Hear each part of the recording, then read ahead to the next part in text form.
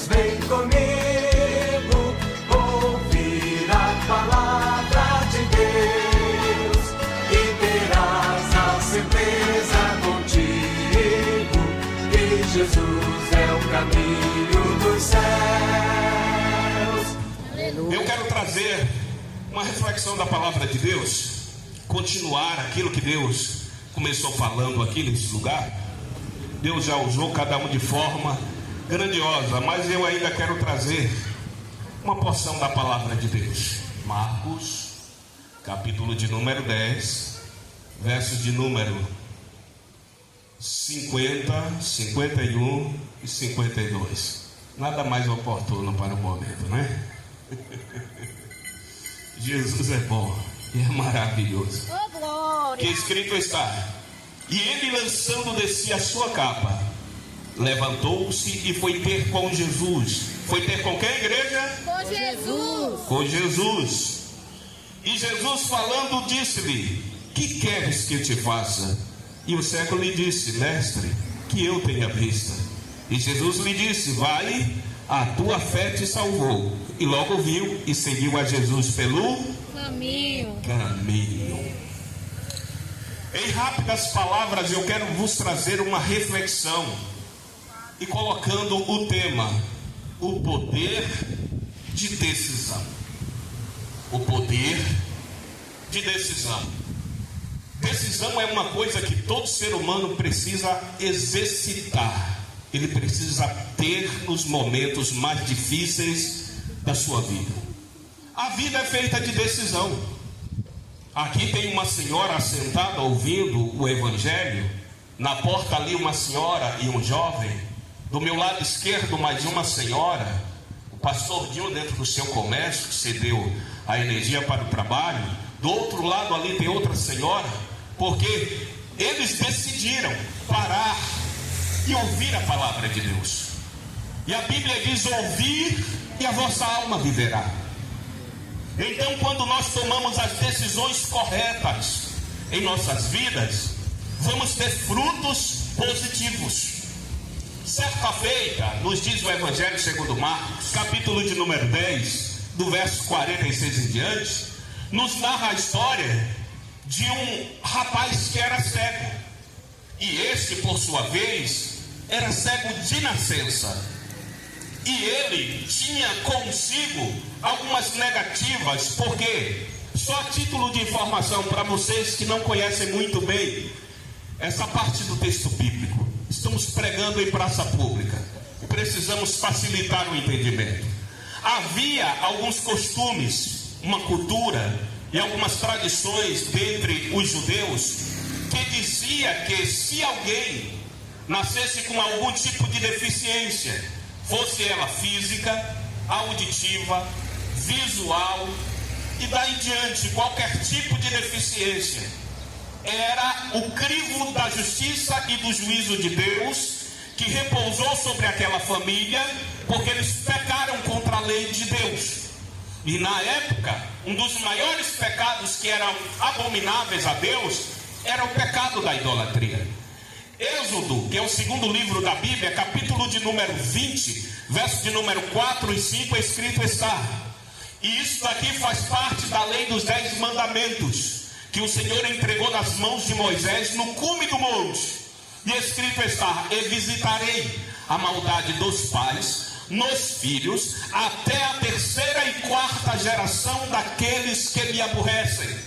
Então, quando nascia alguém deficiente, eles tinham uma ideia entre a cultura judaica, que foi Deus punindo aquela família através da deficiência dos filhos. Este que nascia deficiente, ele tinha que ser tirado fora do arraial, do local onde eles moravam, e colocado à beira da estrada, para viver de mendigância. Era dado pelo Império Romano, que era o maior poder político da época, para esses que eram deficientes, uma capa para que ele pudesse se livrar do frio durante a noite, do sol durante o dia, e esta capa também era a sua identidade.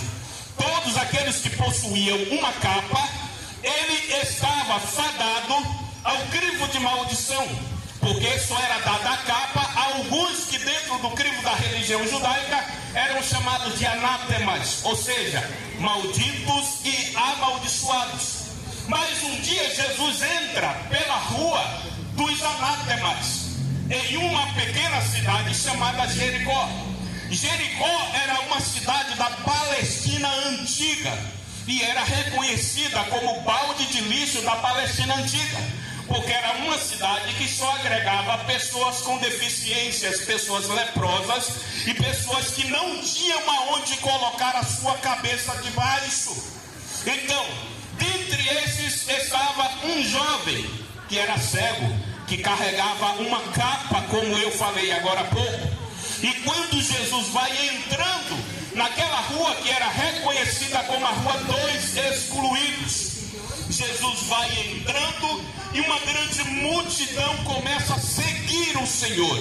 E dentro desses que estavam seguindo a Cristo, estava o cego do outro lado. E ele perguntava para a multidão que estava ali ao redor que tipo de problema e burburinho era aquele que estava tendo dentro daquele lugar, naquela localidade. Que barulho é esse? Que zoada é essa? Quem é que está vindo entrando nas ruas de Jericó? E alguém disse para ele: é um homem chamado Jesus. Só que mesmo sendo deficiente, carregando consigo algumas marcas da cultura e das tradições da religião, eles cresciam sabendo quem era o Messias prometido que estava para vir sobre Israel. Assim como nós que aqui estamos e falamos para você esta tarde, nenhum dos que nos ouvem aqui nesse momento pode se colocar como inocente no dia do grande juízo final, porque em cada esquina, em cada vídeo que você assiste na internet, em muitos programas de rádio, em cada caixa de som de sonorização de bairros, tem alguém falando de Jesus Cristo, tem alguém te dizendo que Jesus vai voltar, tem alguém te dizendo que esse mundo vai se acabar, tem alguém te falando e trazendo a você o conhecimento acerca do que é o juízo final, do que é a justiça de Deus. Mas sempre tem alguém como nós que estamos aqui na praça te dizendo: existe o juízo e a justiça, mas também existe a graça de Deus. E o que é a graça de Deus? O seu favor imerecido, um favor que o Senhor fez por nós mesmo sem merecermos. É a oportunidade de sermos regenerados e resgatados do pecado para a sua gloriosa luz. O homem um dia foi eterno, era eterno, e ele perdeu esta eternidade através da desobediência no Éden, comendo do fruto que o Senhor disse que ele não comesse, ou melhor falando, desobedecendo às ordens de Deus. E hoje vivemos debaixo do mesmo crivo, desobedecendo a palavra. Mas hoje você tem o poder de decisão, decidir em não desobedecer e obedecer, em deixar o que é errado e fazer o que é certo. E o Senhor está te chamando à responsabilidade esta tarde e te dizendo: a porta da graça um dia vai fechar, Jesus está voltando, um dia tudo isso vai se acabar. E qual é a decisão que você toma esta tarde? Vida ou morte, céu ou inferno? Existem duas eternidades e isso é verdade: eternidade com Deus e eternidade sem Deus. Quando Jesus vai entrando nas ruas de Jericó, o ceguinho está lá, está com todos os seus problemas, mazelas, sofrimentos, decepções e desilusões. Mas quando Jesus entra, meu amigo, na rua que ele quer entrar, na casa que ele quer entrar, na família que ele quer entrar, ele acaba com as desilusões, ele tira os sofrimentos, ele tira a falta de fé, ele traz a cura ao enfermo, ele dá vida até morto. Mas você precisa acreditar que ele está batendo na tua porta esta tarde dizendo: e eis que eu tenho uma nova oportunidade de vida para você. Mas você precisa decidir. Glória a Deus. A Bíblia diz que quando Jesus vai entrando na Rua dos Excluídos, dentro de Jericó, a multidão seguia, mas não era uma multidão que queria salvação em si. Alguns seguiam a Jesus por causa do alimento que ele podia multiplicar, outros porque Jesus podia curar suas enfermidades, outros porque Jesus poderia mudar a sua história. Mas todo o propósito de Jesus com a humanidade é o propósito de nos livrar da condenação eterna. Glória a Deus. Mas na maioria das vezes o Senhor, Ele promove algumas circunstâncias e algumas situações para promover também curas, multiplicação de pães, transformação de caráter, para depois de todas essas maravilhas, Ele vir com a maior de todas as maravilhas, que é a de nos salvar e nos livrar da condenação eterna. A Bíblia nos diz que quando Jesus vai entrando, a multidão seguindo, o povo perguntando quem é este, que barulho é esse, o ceguinho pergunta também, que barulho é esse? Quem é esse que está vindo diante de toda essa multidão e trazendo todo esse alvoroço? Alguém diz para ele, é Jesus Cristo de Nazaré. E quando Jesus vai se aproximando, ele que já conhecia quem era esse Jesus pelas histórias contadas e pela leitura que ele já tinha feito acerca de Cristo, ele começa a bradar próximo de onde Jesus estava passando: Jesus, filho de Davi, tem misericórdia de mim. Ele tomou a decisão que poderia ser decisiva na sua história. Ele tomou a decisão de clamar pela pessoa certa. Talvez, amigo, talvez, minha amiga, você já tenha buscado a solução em tudo quanto é coisa em sua vida. Quem sabe você buscou a solução para o teu problema psicológico, sentimental, físico, emocional,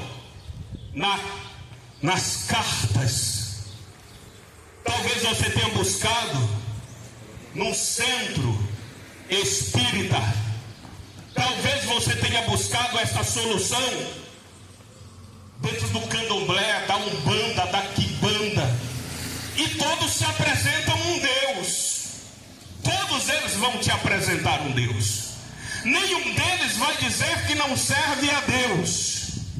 Mas hoje nós não estamos se apresentando à religião da umbanda, da quimbanda, da cartomancia, nem do espiritismo. Não estamos falando de Allan Kardec, não estamos falando de nenhum grego aqui, não estamos falando de nenhuma filosofia. Nós estamos se apresentando o mesmo que entrou pelas ruas de Jericó e que quando o cego clamou a ele disse: trazei-me até a mim.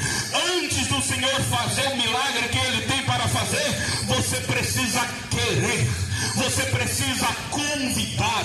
Apocalipse capítulo de número 3, verso de número 20, escrito está: e eis que estou à porta e bato. Se alguém ouvir a minha voz e abrir a porta, entrarei e cearei com ele e ele comigo.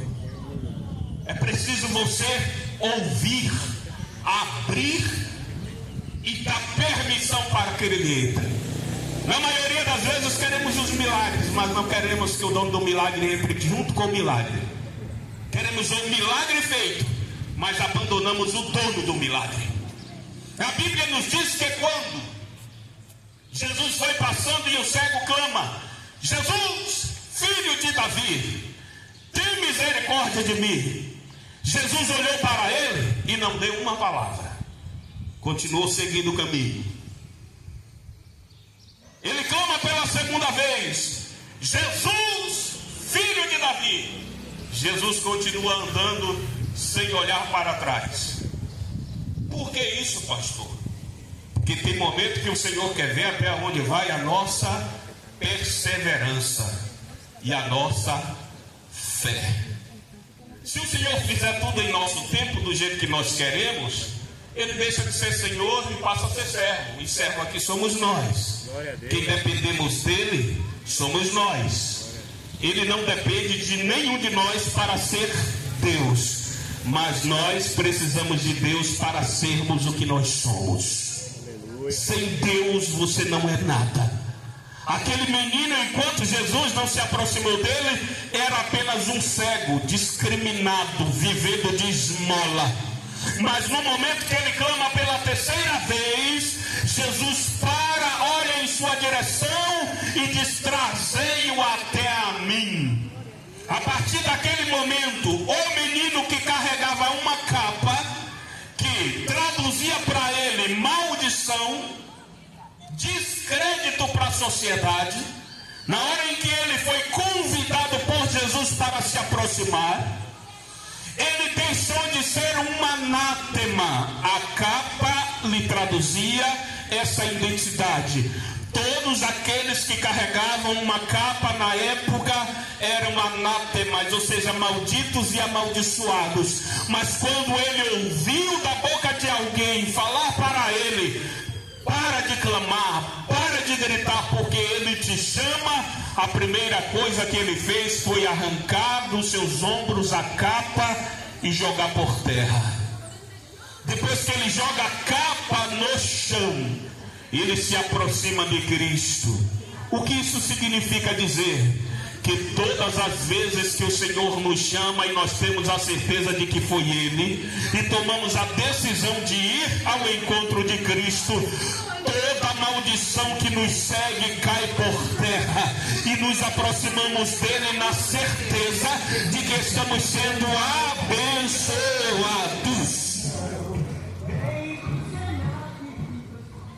E o Senhor está te convidando esta tarde, como convidou aquele jovem. Quando ele se aproxima de Cristo, o Senhor sabia que ele era cego. O Senhor sabe do teu problema, vizinho, amigo, amiga. O Senhor conhece todos os teus problemas. O que aflige a tua família, a enfermidade que bateu em tua porta, o problema emocional que você está sentindo, o problema psicológico que invadiu a tua vida. Ele conhece todos, ele sabe de todos, mas tem um porém. Ele quer que você confesse diante dele, não diante de homens.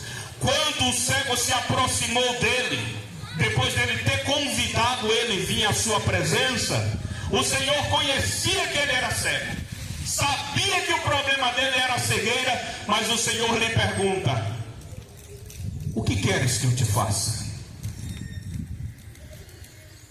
Ele olha para Jesus, lógico, é cego, está diante de alguém que tem o poder de fazer o milagre acontecer. E quando Jesus pergunta: o que queres que eu te faça? Ele disse: Senhor, que eu veja. Jesus olha para ele e responde: vai, a tua fé te salvou. Jesus não disse assim: vem aqui que eu vou colocar as mãos sobre os teus olhos e tu vai passar a enxergar. O Senhor não disse: vem. A fé dele já tinha trazido ele até o Senhor. Como a fé já tinha trazido, a ordem do Senhor agora é: vai, porque a tua fé te salvou. Ele precisava apenas da visão, mas o Senhor sempre recompensa quem conhece, e quem reconhece quem Ele é em sua vida.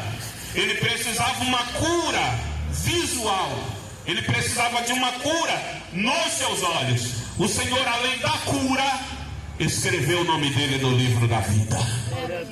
Talvez a tua enfermidade, os teus problemas, as mazelas que tem enfrentado ou que tem invadido a tua família, é apenas uma ponte que o Senhor colocou para te conduzir até a presença dele. Mas pastor, eu nunca parei para pensar nisso. Pare para refletir hoje. Talvez o que você esteja encarando hoje é o Senhor dizendo: é para que você se aproxime de mim e entenda que você é dependente de mim. Mas na maioria das vezes não queremos reconhecer e buscamos os nossos próprios recursos em cima de situações que só Jesus tem a resposta. E essa tarde fica esta palavra para você. Quer ver Deus operar na tua família? Quer ver Deus operar na tua vida, na tua saúde? Tome a decisão correta. Corra até os pés de Jesus.